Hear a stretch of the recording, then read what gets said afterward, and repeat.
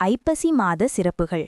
துலா மாதம் தமிழ் மாதங்களில் 7வது மாதமாகிய ஐப்பசி இரவும் பகலும் சமமாக இருக்கும் கால அளவை குறிக்கிறது.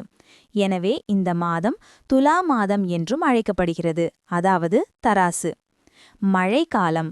இந்த மாதத்தில் அடைமழை காலம் என்பதால் நீர்நிலைகள் நிரம்பி வழியும். புனித நீராடல். காவிரியில் புனித நீராடுவது மிகவும் புண்ணியம் தரும் செயலாக கருதப்படுகிறது. காவிரி நதியில் மற்ற புனித நதிகளும் சங்கமிப்பதாக நம்பப்படுகிறது.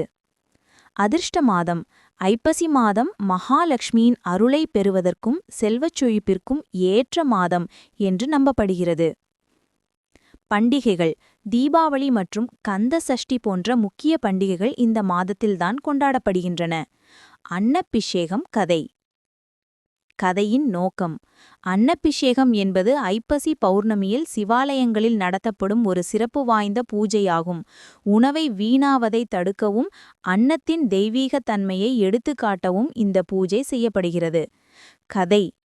உணவை உட்கொண்டால் மனம் அதற்கேற்ப இருக்கும் என்று உபநிடதங்கள் கூறுகின்றன.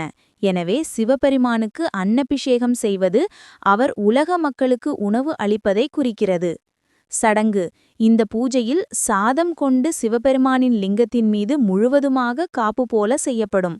பிறகு சாதத்தால் செய்யப்பட்ட இந்த உருவத்திற்கு தீபாராதனைகள் காட்டப்படும். பகிர்வு. அபிஷேகம் செய்யப்பட்ட அன்னத்தின் ஒரு பகுதியை அருகிலுள்ள நீர்நிலையில் கரைப்பார்கள். மேலே உள்ள விளக்கங்கள் ஐப்பசி மாதம் மற்றும் அதன் கதைகள் பற்றிய தகவல்களை தருகின்றன. இந்த மாதத்தின் சிறப்புகளும் அன்னபிஷேகம் போன்ற பூஜைகளும் ஐப்பசி மாதத்தின் முக்கியத்துவத்தை எடுத்துரைக்கின்றன.